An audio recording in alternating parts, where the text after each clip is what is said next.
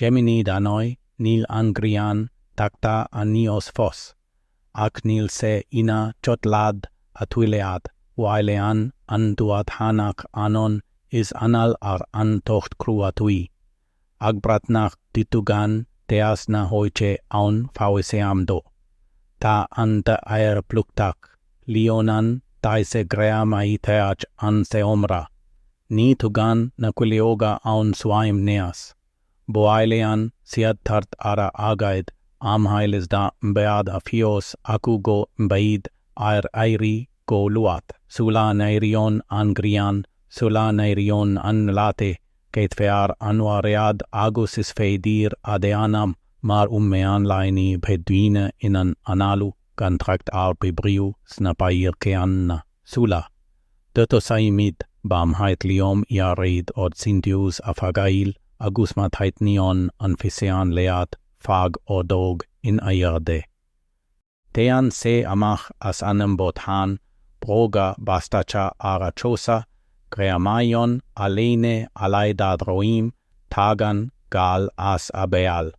Se gor mi yuil ata an, bion se fuar ar maidin, ach ni hairean se ibhifad.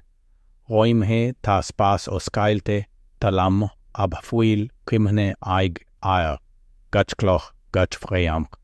Bam hinnig a chuir se malacht ar an bipairg seo, ach da ureasa nil aun saol an agus nil aun bia an. Snam han skamail deataig na maidine as simleia na ga comharsan. Ta ans raid bhaile ar fad ag gluaise ach chana fein. Pinam na ag blean nambo, pina leanai ag tabhart wiste on tobar. Pina madrai ag tafan argach rud abhi ag gluaise acht. Nil aun am chun kainte, nil aun bricfeasta an. Isin feistiocht I martanas I gach gluaise acht a maidin. Tan talam faoina chosa crua agustirem. Le laethanta anuas niotit oiread is braun beisti.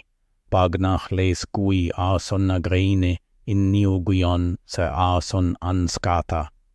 Choman se chun an spial a fháil, beigjan an lan a fháib hairt an oike roim re. An oi feicfimid se oi briu gan aun friotaiocht. Iskur amu nerd e gash boil moilite, gash fháile ata ibi fostu. Agus nil moran desin an. Da adroim a goiliuint le sechtaini anuas. Alamas goilte a chuid ingne dub on cre. Ach ni laun bealach eile an. Garan an kead garad grain tiunas na maidin. Meas gan fuaim miotalach an lan ag garad nangas le fuaim a shos ag sleamhnu. Taritim na hoibre kotrom. Gluaise acht amhain, gluaise acht eile ina di aid. Kosuil le hanail, kosuil le paidir. Ni brisean kiunas na maidine ach le dioskan admaid, agus anseo is ansiud le gragail na geark. Treapan an grian nios aerde, tosaion an solas orga ag soalsiu na pairce, ach ni ferkan se roman suil. Nibion an gran ag tonnad mar atas na baileid. Ta se ag fanach chun bas a fháil faoin koran, agusta a fios ag an tuathánaigh nach bafuil aige ach kupla la chun gat rud abhailiu. Ma thagan storm kail fir gat rud, cludayon alas am huineal. Titean braun ramhar ona schron díreach ar an talam. Tagan bean le buitead uiske, sos beag, kuplas logat den leichte olai. Tablas na laibe eir, Twice go bafuil algai ag gearu sa tobar. Ach olan an tuathánaigh go santach an sinfilean se ar an obair, mhair an sos nios lu na noimead, ni feidir nios mo adeanam, ni I mi yuil, ni her, nuair a breitean, do Shaul ar fad ar an maid a feadfaid, tu a gerad Inniu, bogan awire ar na spaire. Treo rayon se na ba I treo an sruta. ig sein ta leanai ag scradail le taob na tin. Ta siad ag gcainéal rod igin ad dabharfaid siad dinear nios deanai.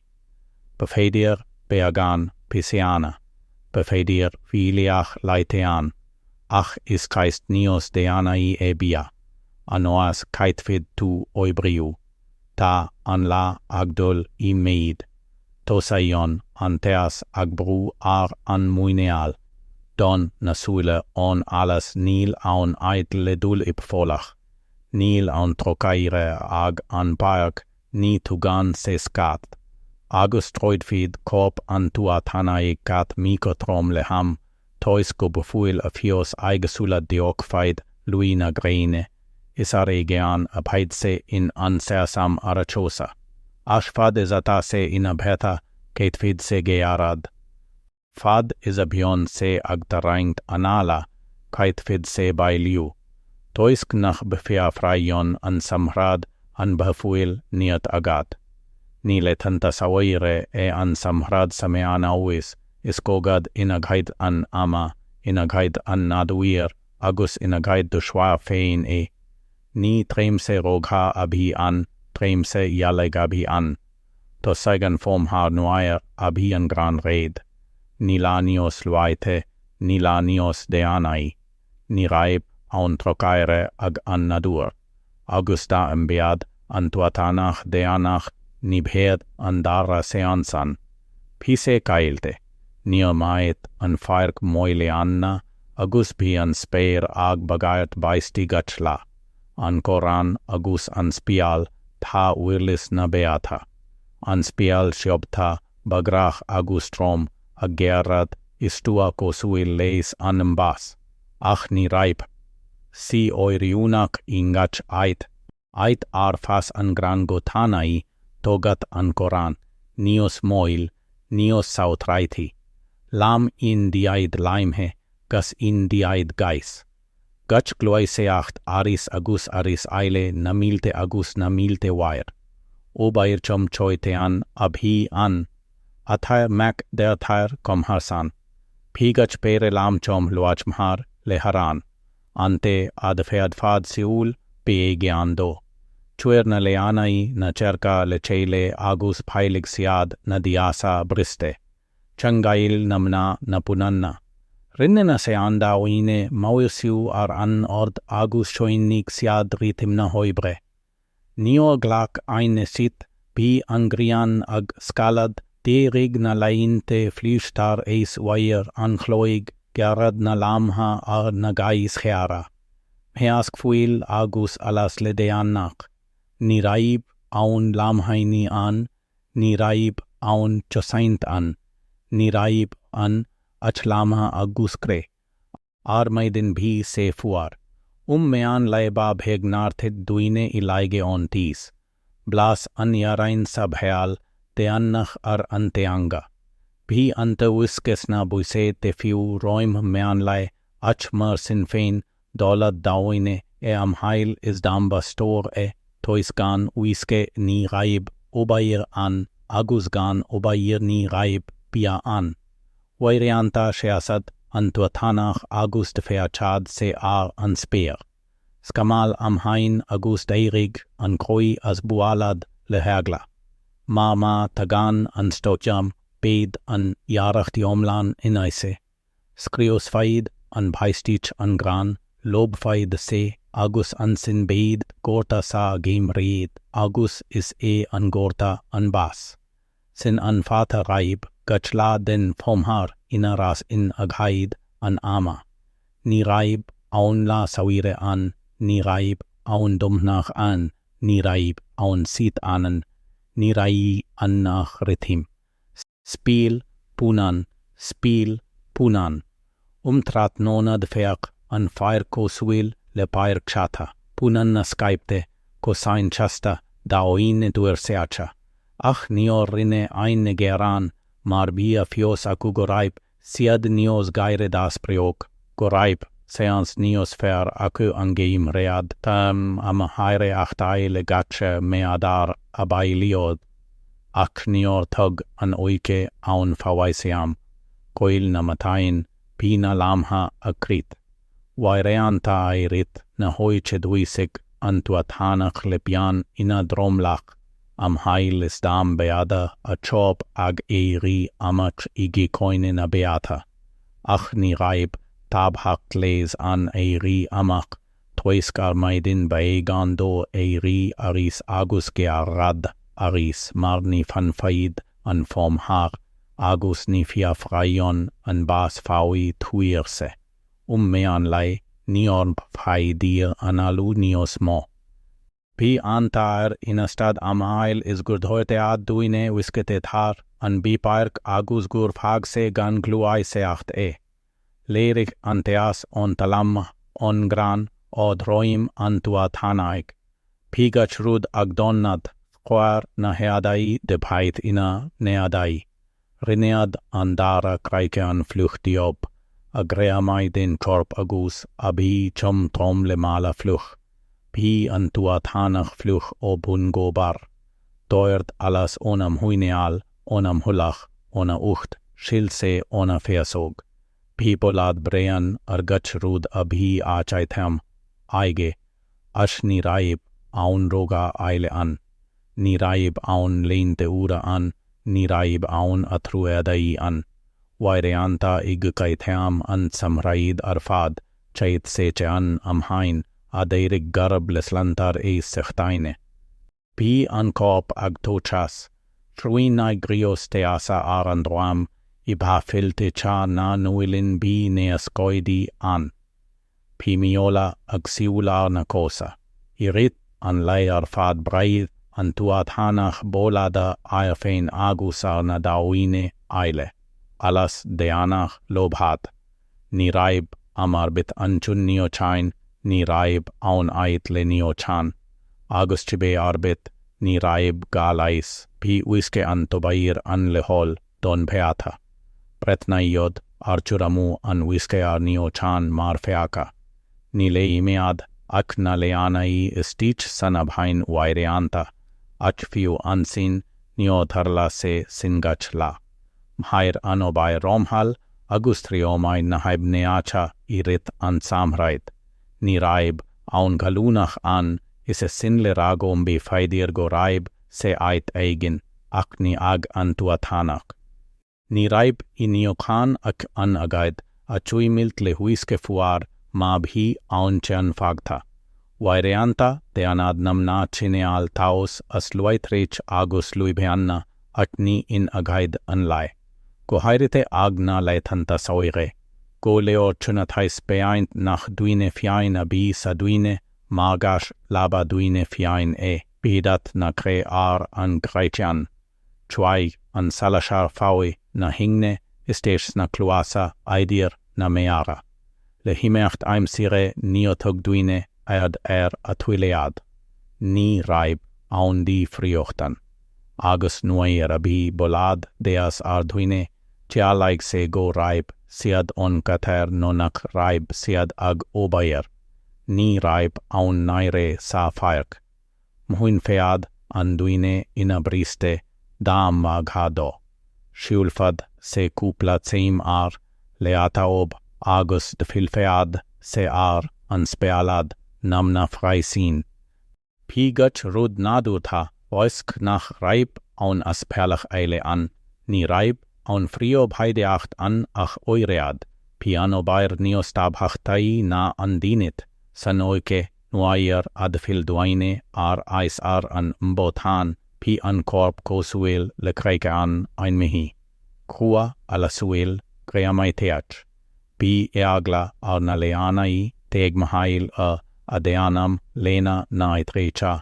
Twice go raibh siad te agus fliush. Agus wairianta fiu ion saiteach le tuirse le pian le hiliomad maslai. Chuig an salachar sna creachtai. Pipus imbun nan gartasha beaga, regin na kolpai. Faoi na hingne truin nai coiline achtai cre agus lobhad. Ach ni raibh am ag an tuathánaigh behet buarda faoi sin.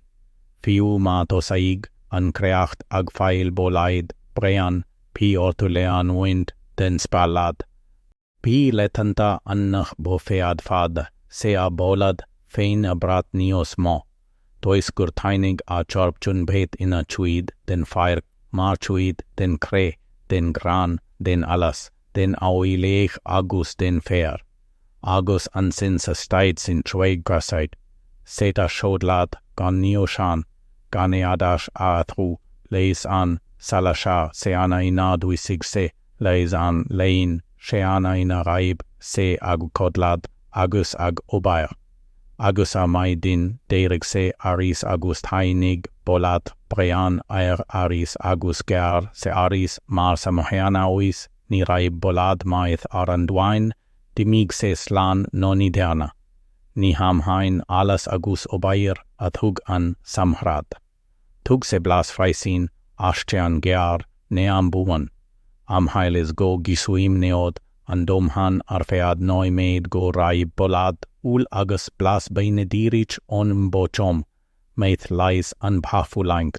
De faslui Mheánaois oinuain gai réad I ngaidini beaga wairianta piseana, ach tánaigh an fhílteart nuair a daibig na tortai. Ní raibh na húlwad mó sa Mheánaois ach de fascrain úl plumai agus silini an sin. Nuair a daibig torad I teada laithríach. Ní raibh an twisne o iri an, ní raibh an tradstorais an, ní raibh an ach an noimead. Siúil na leanai timpeal le malai agus pailig siad na torthai tite. Dit siad iad agus iad anabai, gear agus crua, an behacfuil tineas boilgan, ní leihas air. Bí sé níos ferna sé an leite tirim ar aon nos. Bí blas mio ruil dich ar fluma gear I late. Ach ganas wair am hain mar an cead la aile ped sé lofa tiana féin. Tugna babaine sa Samhradh níos monamar is gnach. Wairianta roimhe sin bí lúchair ortu fáil seo ach is gear gur chadóib rud eigin a deanam fáil. Chuigan baine I ngéire leistig de chupla wair an cloig. Sinan fat an derna namna gaiseana, grutanna agusim. Gach rud de lam, gach rud le tusint. Pota I cre adai linn sileir fionuara agus paidir nach lobfad se. Wairianta it het duine beagan níos fear na laethanta seo. Piod slisne arain le cais o Inniu agus dornan caura le Fáilte ail ar an embod. Dona leanai mir seo abhi an, dona daun nefasta, noi mead fausim abhi an. Ach ní chipfad aun duine gurb seo an gnach. Phi a fios aggas ein go diok fad de read le gach rud am mar bit mar bhi an Samhradh féaltas. An rud a daibig Inniu, phi se a globhad fawi amarach shana féin. An rud a raibh blas mai tair Inniu, phi bolad brean a sig la. Pegan do duine a de laithreach no a leasu a triomu a piocail no a adlacad satalam. Bhi data aga a gach graim. Nios giora na piosa arain sala ata Inniu an. Biad pikili an rud bachinte. Kabaiste kukamair wairianta beakain. Pi blasgear orthu ach mhair siad triail an gaimhrid. Don tuathánaigh by an blasgear blas na sabhailte ashta, níos fear go raibh, sé gear na nach mbead, sé an a chorabeth, airet an Samhradh chuignam na godati an Mheánaois, pailig siad gaora, suta talun fhírinne, smeara dubha, agus wairianta, tag siad beakain ar ais leo, ach ní raibh gach rud inaite. Tala sé gon deana duine deamad, Gurith leanai rud egin a de feach cosuil le fraushan, agus ansin foair siad fiabras agus triti.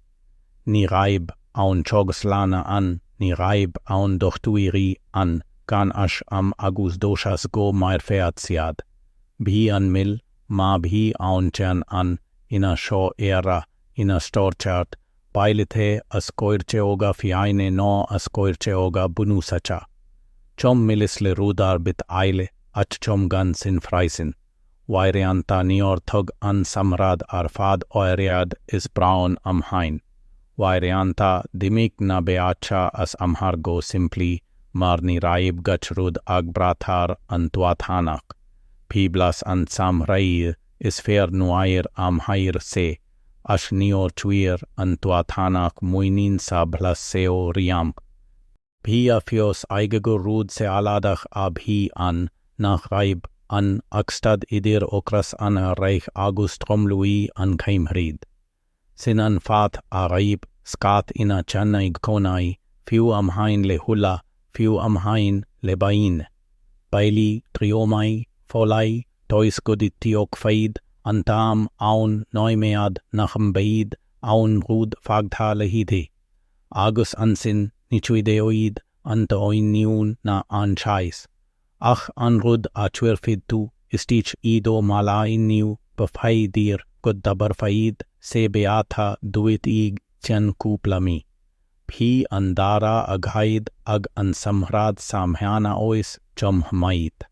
Agus ni he ag haid na gréine a bhí an ach mas purulentach greamaiteach brean na breoiteachta. Nuair a dar daig an teocht. Tosaig gach rúd ag lobhad. Bia wiske daoine.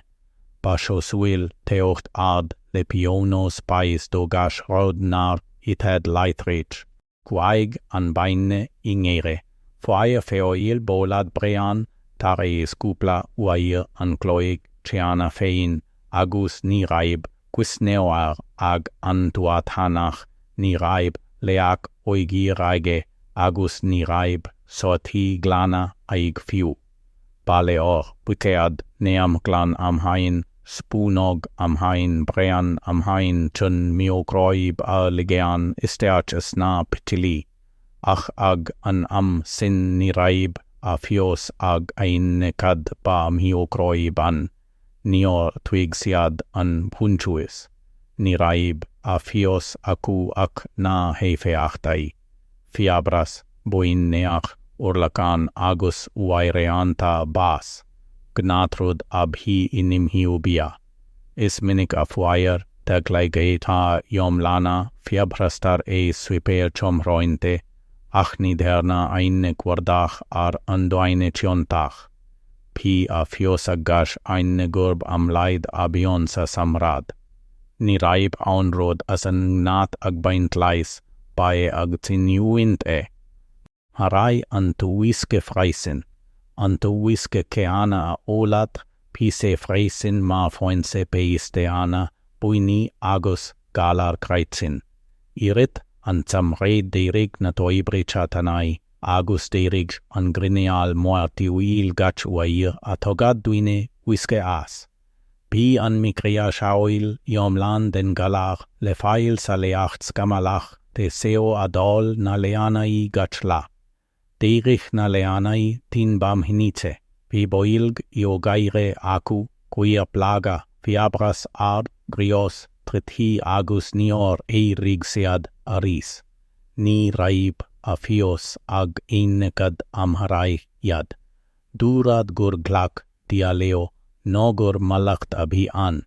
Wairianta bhi amras ar drochchom harsan nor an ayer, ak ni raibh, amras ar on duine id taob, anwisse shalaik agus an bia brain. Pigalayer treitzin infecte. Neascoidi ag siltpus, spotai derga, paisti flucha agus toshasacha ar droim agus archosa, on alas leanunach, de bahar espa niochain. Ni raib, aon rud anchune alegestase, truir dauine du leoga, luibeana aer, renne siad feistis cre agus gwig siad nach mambead se nios measa. Sna Samhradh tainig galaya mistai reacha freisin, child dauine am herbhair stopsiad ag labhart, lub ag gikoarp iddet treti, wairianta fuair siad bastar eis thala, wairianta tainig siad slan achni rab siad riam mar a chelari, tuerseach siwin am heil is dam bead siad muhta on taub istig, ag tuimne a cain den sotsin deirig an sraid bhaile tiwin ni dearna eine magad. Nuair a tainig an galar chuig bodhan am hain, squar na comhasa na o deas gado.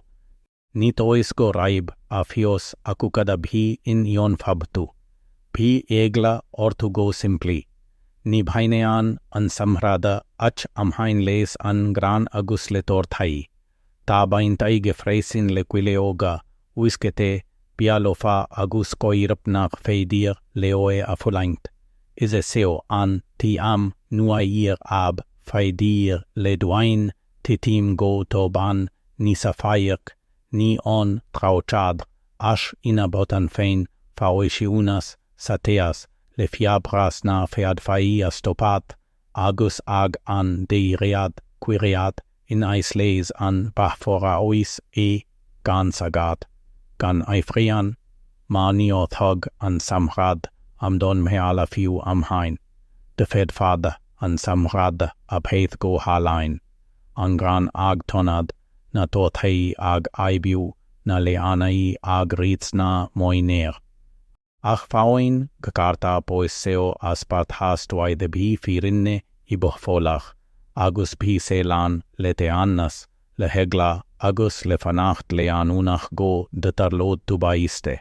Mar bhi a fios ag an tuathánaigh go befeadfai gach rud adfa sa chailead in aon la am hain. Nisharado I anchre. God kata abhi ando. Waireanta tugse ach nios minite a fiono saigse. Mora raibh se le triomach ansin le stoarm. Mora raibh se le clochas nechta ansin le galar. Ni raibh aon la am hain sinte. Ni raibh aon fomhar sab Fáilte. Ba faidir I gach srak fea chaint ar an spare. An skat am hain iad nas gcainéal seo, no an comharta don bas iad, de fed fad stoarm am hain skrios a deanam ar an befomhar iomlan.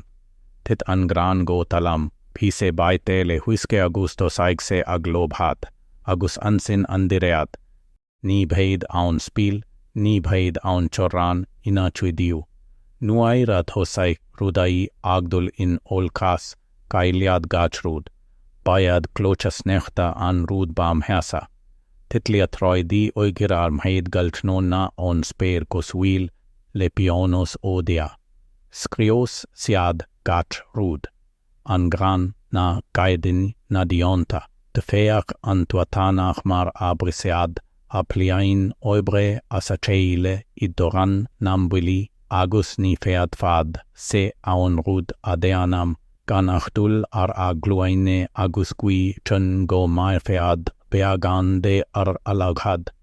Waireanta tainig na locaisti. Na milte feithidi beaga ad fead fad an fairc a clanad amach go hiomlan in wair an cloig. Ansin ni raibh an actiunas ach an talam ko suiletar eis doite ein agus fear abhi le mairiachtail ar an meid nach raibh an nios mo. Pitinte an freisen. Irit an Samhradh bhi gach rudatirim.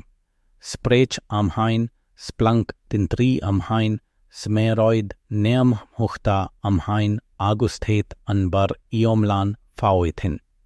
Rit an tuathánaigh le buitseid, le spad, le rud arbit. Ach ni feidir leat labhart le santine, ni feidir leat impurity. Shloig sigach rud.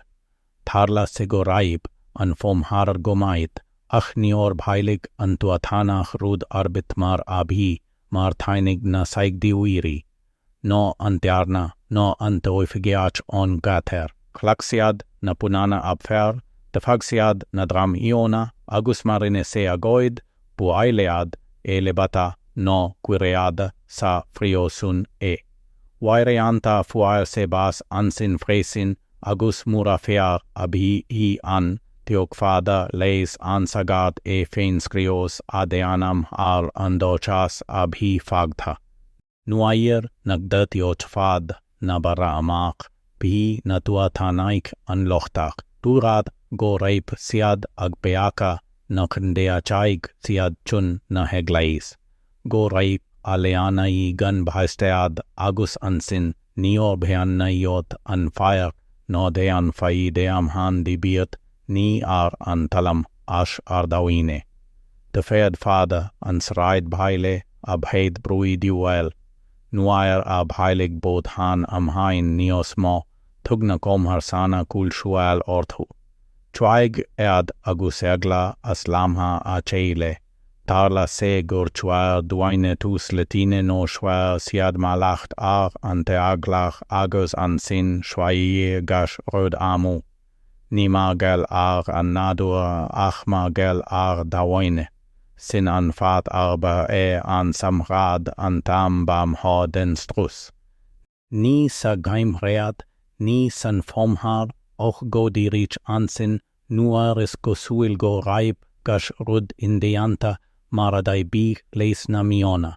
De féad faí a seiliad in aun trathnóna am hain agus ní raibh aun duaine an chun an milian a chur gan ach an spéir am hain.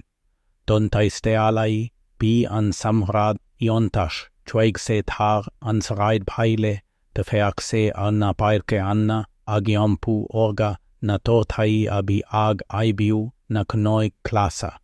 Bí an gréin ag de annad léis, bí na héin ag Canada, bí na Mheánaois ag rít ar féad an bhátéir. Bí bean ag crochad eadaí, tuair duine glauch ar na ba, bí duine ag gaire ódhair sích am bóthain. Radhark ó siseal, at tuathánaigh an te a bí ina tuathánaigh an rud éigin éile. Ní faca an tuathánaigh an dat glas. Tuathánaigh sé an fhíor a raibh ar a críochnú Inniu fós. Ní ó tuála sé gaire na Mheánaois gannach an toran a tuair as da diriú isteach. Ní ó braid sé bólad an féir, ach a alas féin am hain. Agus ní ó amach sé ar an spéir fáil ddraíocht, ach le heagla go dtíochfad baisteach. Ó tían gurb sráid bhaile as aite gurb sclabhaíocht a bí an. Go laethúil gan sit, gan aun rataíocht go mar féad aun tían dé. Ní raibh an Samhradh sa Mheánaois ar nóscúil raide. Am dé níaracht ab arde abe anta am a dói brí daoine bam ho, a dit siad is lú, agus áchodail siad is lú, agus más in féin, ba streachailt égas ládon ladag dion. De féad fad taistéalaí pasail tríd an sráid bhaile agus gan a tabhaid fáí deara go bhafuil fiabras ar leanba I gcainéal an teomra go bhfuil bín ag cainéad go tuin mar géal ar ispa pluír go dagan tlaid a fér sa fáic ascona rion sé mánas bhafuil aun roja aile aig nach mhair an tuathánaigh le dósas as le plean maidir le conas mhair astail go ditimi mhean fom mhair. De féach an Samhradh go halain ach am hain ó taub an fhíornach raibh ar mhair astailan. Mar an tea de fan ama an ní raibh am aige ped fáil ddraíocht. Ní raibh an nird aige le luina gréine am heas.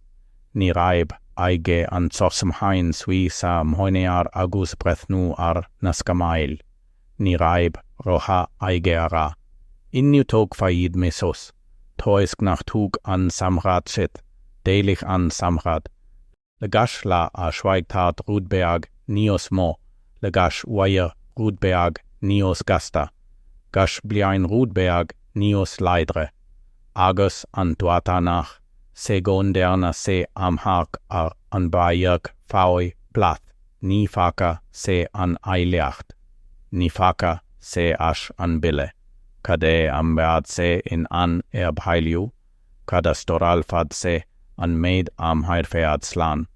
Mar ní seo thoid aileacht de aglach agus ní seo snóid sí in aghaid an gaimhréad as aice hais gurb ualach an Samhradh ualach de fliuch a gréamaigh den shraiséan agus den seoin sias. Mhotaigh tú idusnama ní idir shuile, sna calaí, ní sna lushire. Ní féad fad ach iad siúdnach raibh gadóib ó bair adéanam hara. Tá Samhradh go hálainn ó bair a bhí ingat rud.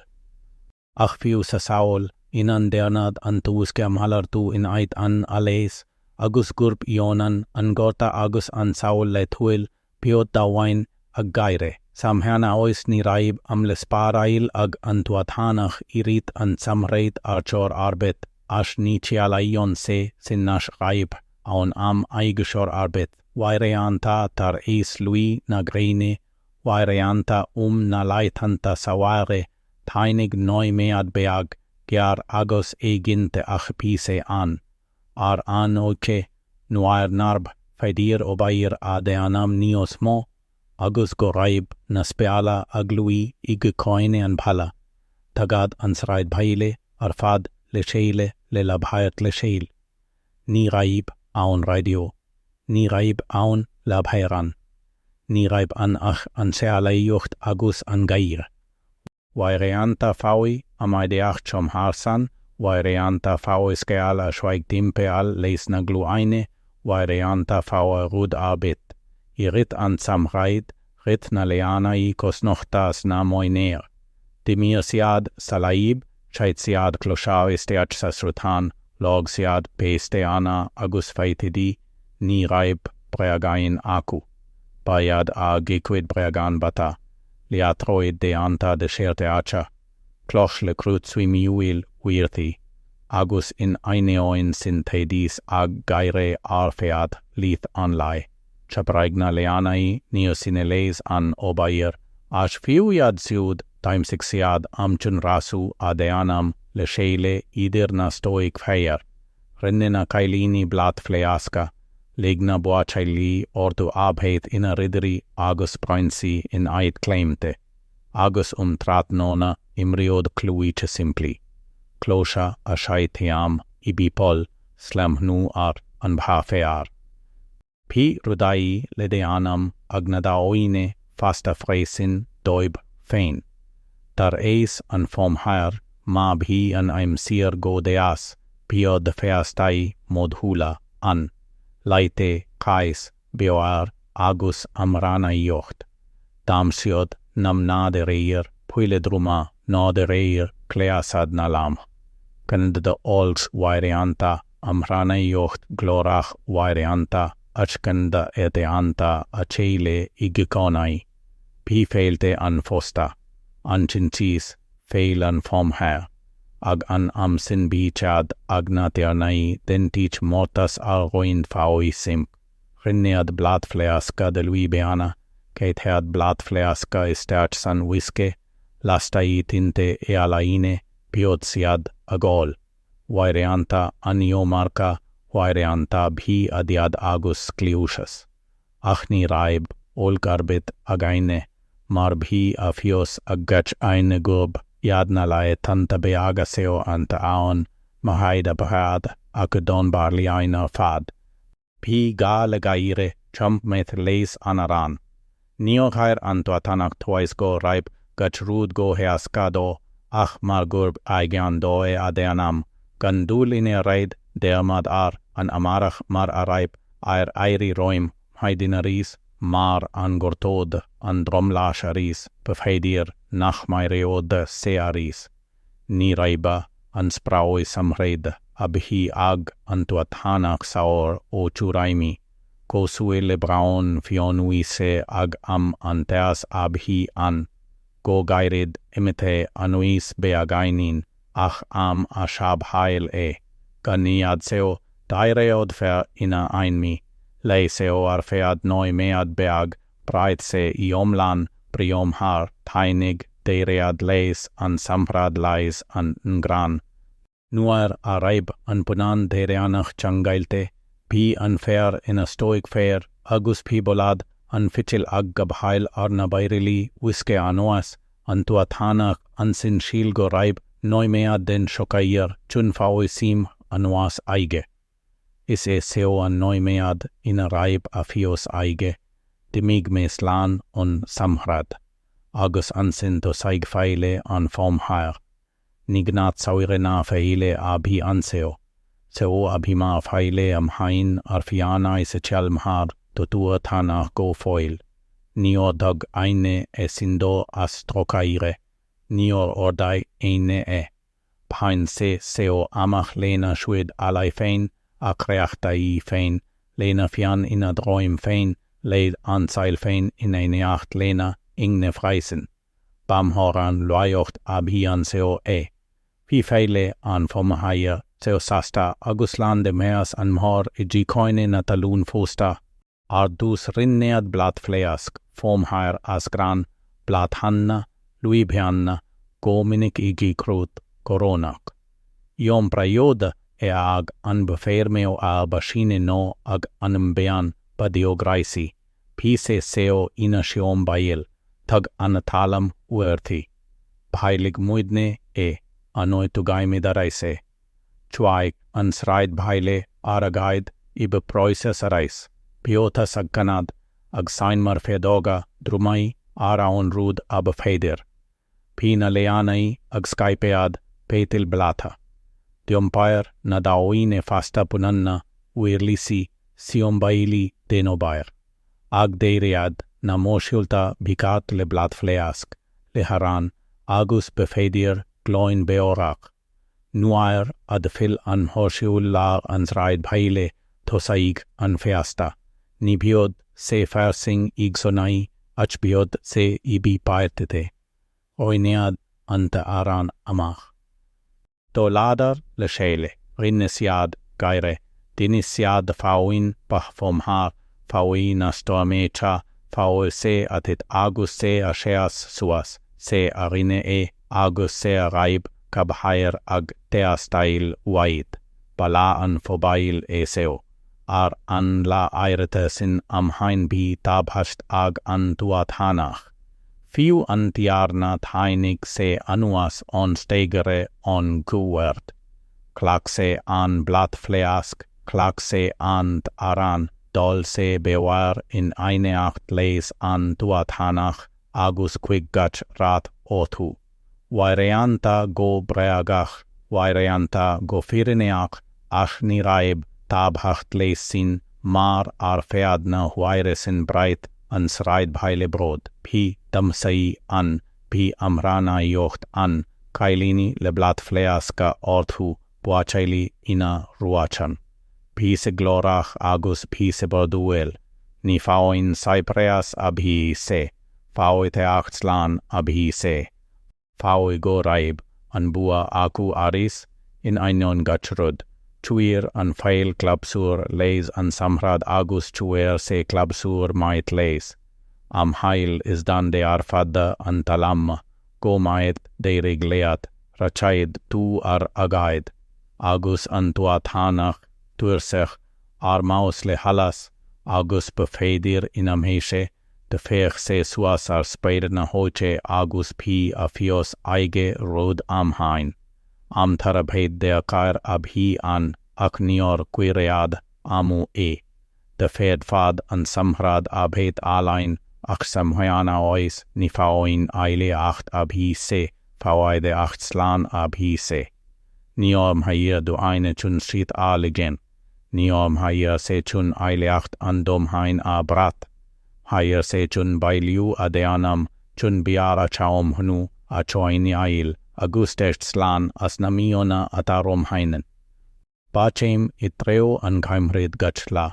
Agus sabhotan tuathánaigh ba olfeist an gaimrad sin an fat nach luchair abhi sa Samhradh ba triail Triail ar nerd, triail ar karakter, triail ar egru agus ar ad.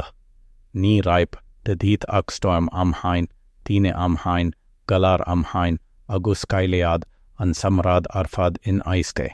Agus ina de antasin, tainig deiriad, leis an seans chun maireachtail.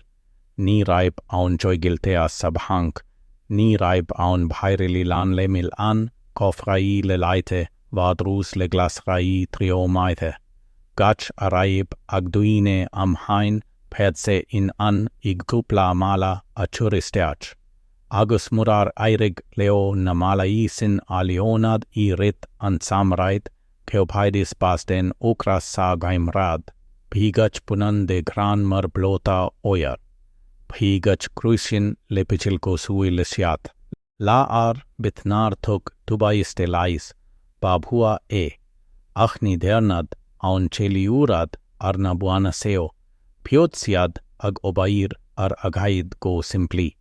Toisknar tug an Samhradh aun am don luchair, rasgan line krike abea an Samhradh. Gichla asanua, gichla go diti an fian, gichla lerioska. Agus gach rud am haite le tichslan, ni le hagaid na beatha, díreach chunnach pa feigdis bas. Ni raibh aun roman sulacht ag baint le seo. Ni raibh aun sealta si an faoi shaol, simply luchaire faoin tuath. Ni raibh an ach an réaltacht. An talam atug gotu agus pionos, an grian atug nabara ach aglach an neat ar siúl. Na dawaine atug takayocht ach arine dogar freisin. An Samhradh ad a feach go halain ach am hain doib siúd nar gha oibriú an. Don tuathánaigh ba an Samhradh an seasúr ba brúi diúla den bliain. Dab hefead fad duine maireach dail faoi teiread mihi luna sa le mala lan. Tfead faidis ana anail a terraingt aris. Ach ni go John da mail gairid am hain twas gegur do saigerud egin nios measa fos aimi mean vom her. Go raib maet agat as eisticht. Spregaim tule dordog achurin arde agus sintius a glacada tanki.